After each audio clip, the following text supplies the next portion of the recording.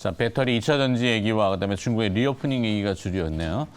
자, 그러면 시장 속으로 좀 더 들어가서 이제 개장에 무엇을 또 봐야 되는지 두 분과 함께 하도록 하죠. IBK 투자증권 분당센터 정경민 차장과 MBN골드 김영민 매니저입니다. 어서 오세요. 반갑습니다. 네. 자, 내일은 또 우리 각오해야죠. 새벽에 경기가 있어가지고. 네. 새벽 4시인가요? 네. 광화문? 경기 보고 바로 나와야 될 것 같아요. 참, 이 오는 길이라서 저희 또 이 충무로에 저희 회사가 있어가지고. 자, 그건 그거고. 네. 자, 우리 시장은 금요일에 왜 떨어진 거래요?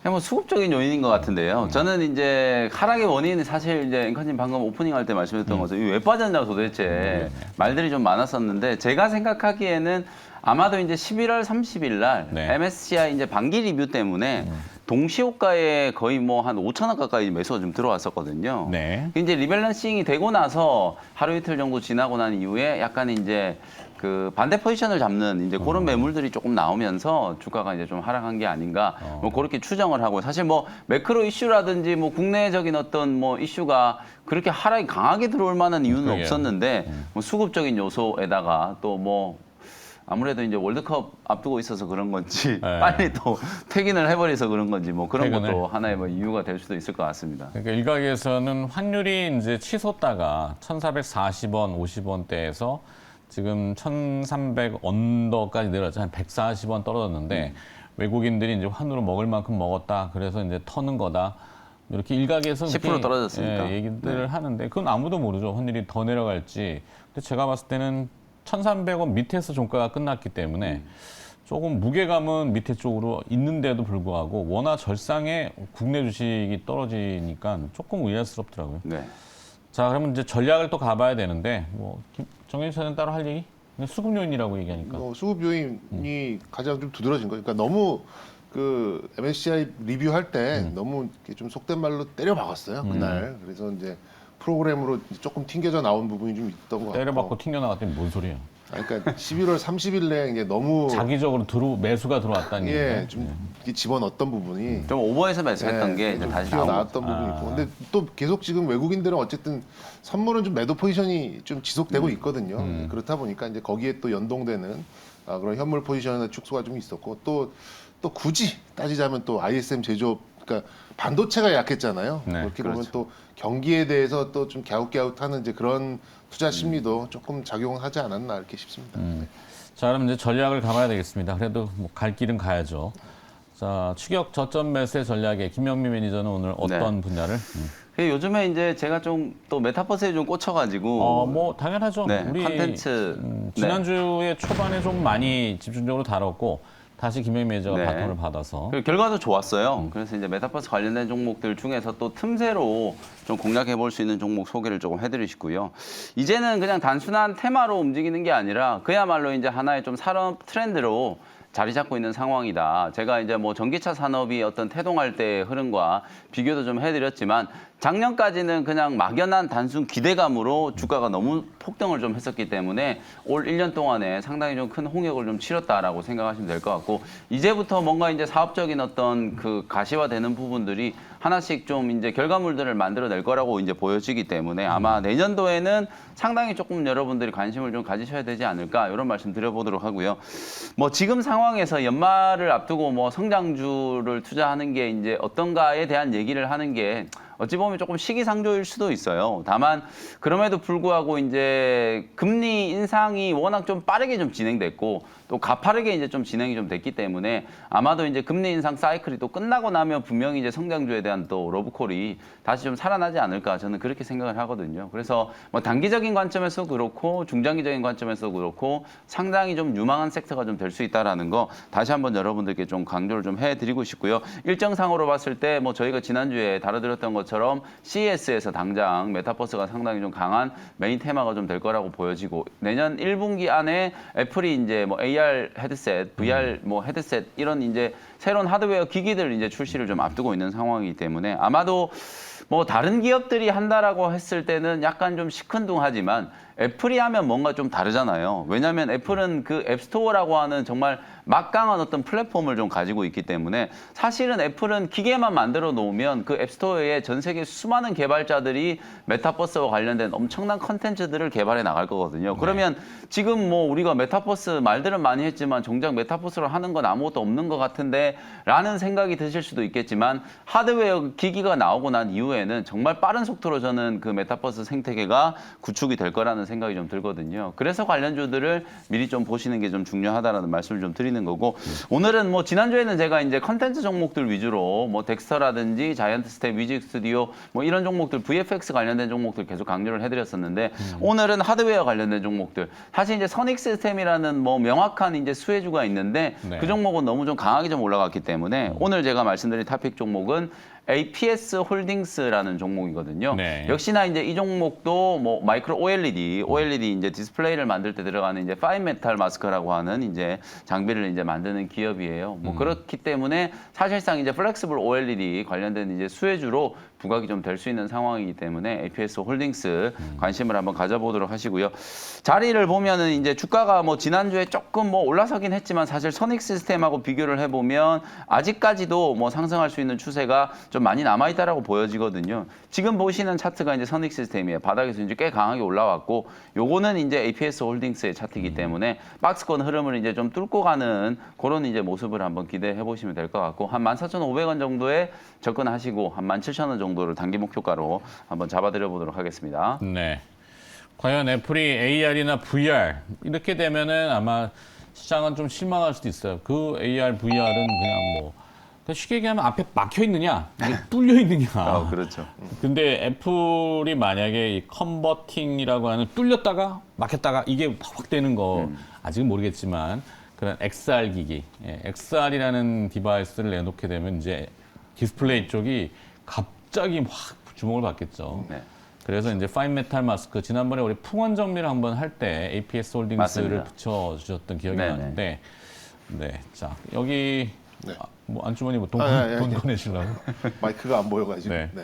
자, 정경민 차장은 그 메타버스 이슈가 이제 뭐 계속 나올 거 아니에요. 네. 이제 뭐 하드웨어부터 시작해서 부품 산업, 뭐 디스플레이도 될 수 있고 나중에 컨텐츠도 될 수 있고 계속 연결될 텐데. 뭐 디지털 뭐 계속해서 강조드립니다만 디지털 기기에 기대할 수 있는 게 이거밖에 없어요 지금 이제 네. 내년 내내 좀 그럴 것 같고 또 다른 논리로 갖다 붙여 드리자면 아무래도 이제 이 하드웨어가 생겨야 이제 소프트웨어가 생기는 이런 생태계를 애플이 이제 스마트폰을 비롯해서 좀 구현을 해봤기 때문에 애플카가 나와서 뭔가 이렇게 시장이 한번 이렇게 움찔움찔 이렇게 크게 변하기 전까지는 저는 이제 디스플레이 또 디지털 기기 쪽에는 이거밖에 없다라는 뭐 다시 한번 좀 강조드리고 싶고요. 그래서 제가 원래 오늘 저 주제에 좀 매칭을 하려고 이제 VFX 쪽을 좀 보고 싶었거든요. 근데 중국의 리오프닝도 오늘 아마 한 3연타로 나올 거예요. 오전 내내. 그렇기 때문에 그거까지 좀 연결을 지어서 저는 CGV로 좀 연동을 좀 시켜드리고 싶어요. 연결을. 네. 아무래도 이제 아바타의 개봉이 지금 아바타 2? 예, 아바타 2의 개봉이 한 열흘 앞으로 좀 다가왔고 중국에서도 개봉을 하더라고요. 그 다음 날 바로. 그래서 이제 아무래도 이제 중국의 리오프닝도 좀 맞닿아 있고 그리고 이제 우리가 10여 년 전에 이제 그 아바타의 첫 그 원이죠. 그 버전을 봤을 때 굉장히 좀 그 기술에 대해서 굉장히 우리가 좀 이렇게 호응을 당시에 이제 했었고 고글 같은 거를 충격적이었죠. 쓰고 네, 들어가서 3D 물론 2D도 있었네요. 그때? 2D도 있긴 있었는데 다 거의 다 이제 3D 대부분 3D, 맛을 4D. 봤죠. 네.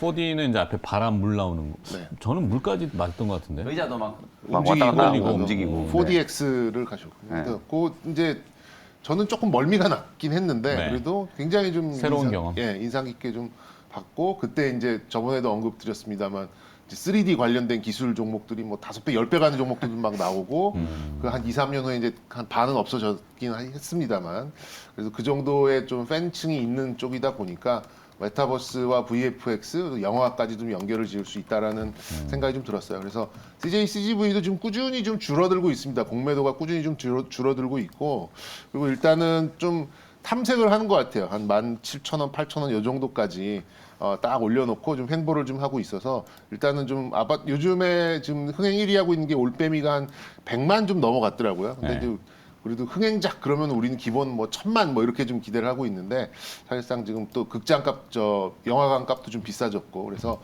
1,000만 얘기가 나오면은 저는 한 200일선까지는 그래도 좀 전진할 수 있지 않을까 이렇게 좀 생각을 해서 CGV를 좀 붙여드리고 싶습니다. 네.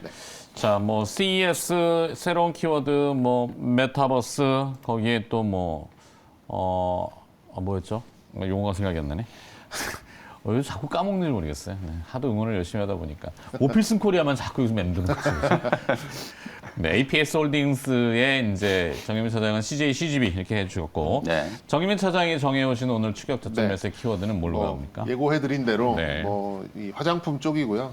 저도 화장품에 대해서 뭐 저게 뭐 얼마나 되겠어라는 생각이 가슴속에 깊이 있습니다만 시장이 그렇다라고 하니까 화장품 쪽을 좀 보여드리고 싶고 그리고 뭐 이거는 관련주를 미리 말씀드리면 지난주에 김영민 매니저가 언급을 했었던 청담 글로벌을 좀 대표적인 종목으로 오늘 좀 보셨으면 좋겠다 말씀드리고 싶고요. 네. 이제 그 할인율 우려가 지나가니까 이제 또 경기 우려가 좀 왔고 어쨌든 외국인 매도 수급 움직임이 좀 지속될 가능성은 좀 있어요. 좀 지수는 좀 지지부진하겠죠. 그렇게 되면 이제 우리는 틈새 찾아서 12월 달에는 움직여야 되는데 역시 아무래도 이제 중국의 리오프닝 얘기가 어쨌든 주말 사이에 계속해서 지금 나오고 있는 그런 상태고 이게 2년 동안에 묵은 이제 그런 에너지가 응축되는 에너지가 있다 보니까 별 볼 일 없어 보일 것 같기도 합니다만 의외로 좀 지속성을 가져갈 가능성도 있습니다. 저는 그렇게 좀 보고 있고요. 뭐 컨텐츠, 화장품, 엔터 여기 계속해서 지금 맴돌고 있죠. 일단 뭐 과거 중국 소비주들이 이제 과거처럼 막 치고 가지는 않겠습니다만 말씀드린 대로 좀 지속성을 보일 가능성이 있을 만큼 너무 오래 좀 묵은 것도 좀 있고요. 금요일 날 하락장의 수급을 보니까 메이저들이 거의 대부분 프로그램 매도를 크게 내는 중에서도 화장품 같은 이제 소비주들의 선별적인 매수가 있었다라는 점은 저도 진짜 이게 될까? 뭐 그거 올라봐야 얼마나 오르겠어라는 생각이 좀 있었습니다만 시장이 그렇다고 하고 시장이 그렇게 반응을 하니까 역시 이제 그런 쪽에 좀 집중이 좀 되는 그건 좀 인정을 하고 가야 되지 않을까 싶습니다. 많은 이제 중국 소비 관련 종목들 중에서도 역시 이제 중국 이런 얘기가 나올 때마다 좀 민감도가 나왔었던 이제 그런 종목들이 좀 우선시 좀 되는 것 같고요. 그 지표로 움직였었던 종목이 역시 이제 LG생활건강, 아모레퍼시픽 이런 종목들이 이제 앞서서 3%, 4% 움직여주면서 아래에 있는 화장품이나 뭐 화장품 용기 또 미용기기 이런 것까지도 좀 끌어올려주는 그런 분위기가 있기 때문에 일단 이 메이저 수급들이 우선적으로 대응을 하는 화장품의 제일 앞단 종목들을 좀 지표를 삼아서 좀 보시고 그다음에 뉴스플로우를 체크해서 좀 보신다면 다시 한번 강조드립니다만 한 2년 정도 묵은 그런 에너지가 묵었다 그러니까 좀 그러네.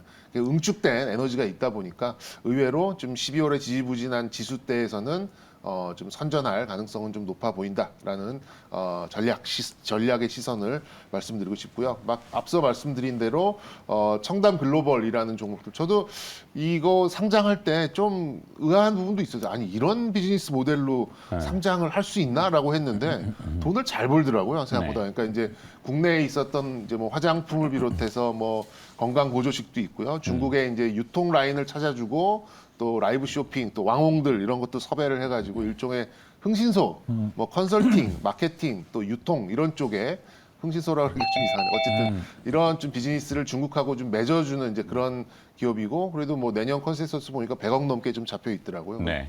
그리고 워낙 그 상장 이후에 좀 횡보를 좀 오래 했기 때문에 좀 기대감을 좀 가져보셔도 좋을 것 같지 않나. 그리고 최근 들어 좀 올라오는 속도도 좀 붙어 있기 때문에 모멘텀도 좀 기대해 보셔도 좋을 것 같습니다. 네.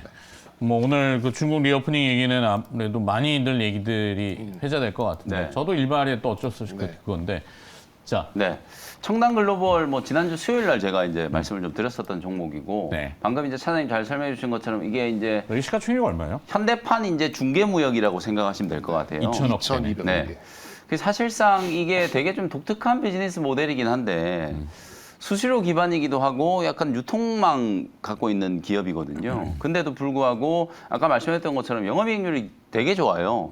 일단 기본적으로 실적이 이제 잘 나오고 있기 때문에 이런 이제 고성장세가 얼마나 좀 유지가 될 건가. 만약에 시장의 분위기만 좀 괜찮았다면 올해 뭐 이 정도의 주가에 머물러 있을 종목은 아니라는 생각이 좀 들거든요. 상장됐을 당시에 이제 초반에 이제 관심을 조금 많이 받으면서 16,000원대까지 좀 올라갔었기 때문에 지금도 제가 이제 지난주에 말씀드릴 때 9,000원 초반대 가격에서 말씀드렸었어요. 네. 근데 이제 11,000원 근처까지 올라왔음에도 불구하고 오히려 자리는 지금이 더 좋아 보이거든요. 이거 11,000원 강하게 좀 뚫어버리면 한 4,000~5,000원 정도까지도 시세가 추가적으로 좀 나올 수 있기 때문에 뭐 중국발 모멘텀 특히 이 종목은 화장품에만 또 국한된 게 아니거든요. 그 여러 가지 이제 중국형 소비 수혜주들을 두루두루 다 이제 또 아이템들을 가지고 있기 때문에 단순히 화장품 종목보다는 조금 더 이제 좀 강점이 있지 않을까 그런 생각이 좀 들고요.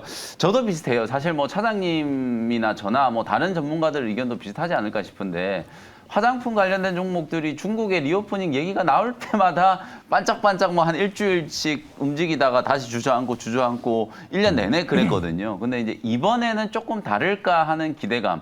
그리고 어찌 보면 이제 시진핑 주석도 이제 직접 뭐 방역 완화에 대한 부분들을 뭐 직간접적으로 이제 코멘트를 할 정도니까 이제 중국 입장에서도 사실 이제 이 제로 코로나 정책의 폐기 수순으로 이제 갈 수밖에 없다. 뭐 그랬을 때 시장이 바라보는 가장 직관적인 테마는 결국엔 또 화장품이거든요. 네. 뭐 그렇기 때문에 이게 뭐 실적이 진짜 중국의 제로 코로나 정책 폐기 때문에 뭐 좋아지냐 안 좋아지냐 이건 나중 문제라는 생각이 좀 들고 시장이 바라보는 관점은 가장 좀 강한 테마로 화장품 업종을 좀 보고 있다. 그렇게 보시면 될 것 같고 저는 뭐 또 이게 대표적인 뭐 중국 수혜주라고 할 수 있는데 한국콜마 또 요 기업은 뭐 OEM, ODM 기업이기 때문에 한국콜마, 코스메스 둘 중에 한국콜마를 저는 조금 선정을 좀 해서 관심을 좀 가져보시라는 말씀 드리고 싶고요. 네. 역시나 한국콜마도 최근에 뭐 리오프닝 수혜 때문에 주가는 이제 조금 살아난 모습인데 상당히 이제 돌파에 대한 기대감 좀 가져보면서 한 5만 원 정도 목표가 보시면서 대응을 한번 해보시면 될 것 같습니다. 네. 자, 중국의 위드 코로나 뭐 엔데믹 얘기겠죠. 이제 뭐 리오프닝, 방역 완화 이 주제가 오늘 계속 나올 것 같고 그래서 정유민 사장은 오늘 청담 글로벌 지난주에 이제 김현 매니저가 한번 또 하셨던 얘기를 또 이제 청담 글로벌은 독특하네요. 봤는데 이렇게 저는 보통 보면 이제 기업의 자본금, 유통주식, 발행주식 뭐 이런 걸 보겠죠. 자본금 100억이니까 작지는 않아요. 그럼 무슨 오프라인 매장이 있는지는 잘 모르겠지만 온라인 사업이라면은 네. 100억까지 필요할까 이렇게 했는데 매출을 보니까 1,600억 나오네요. 1월부터 9월까지. 이익은 한 100억씩 나니까. 숫자로 증명해 준다면은 오케이. 그래서 제가 이 기업 상장할 때 보고 아 이런 비즈니스 모델도 이제 거래소에서 받아주는구나 이런 생각을 했어요. 네. 그러니까 뭐 정유민 사장이 잘 얘기하는 멀티를 찢을 수 있느냐. 네, 그렇죠. 늘려갈 수 있느냐라고 시장용어를 하죠. 너무 많이 쓰다 보니까 성장성이 확장할 수 있느냐. 그러니까 저게 누가 들어와도 진입 장벽이 낮으면은 뭐 경쟁이 막 치열해질 수 있잖아요. 그렇죠. 근데 그거는 아직도 퀘스천 마크긴 하지만 네, 비즈니스가 있으니까 숫자가 나오고 독특합니다. 청담 글로벌 받고 거기에 확장으로 제로. 한국콜마. 네. 네. 한국콜마 이렇게 정리하겠습니다. 오늘 기업 4개 나왔네요. 그러면 메타버스 CES 이래갖고 APS 홀딩스와 CJCGB 그다음에 청담 글로벌과 한국콜마는 중국 위드 코로나 리오프닝으로. 네. 자, 일발장전 넘어가겠습니다.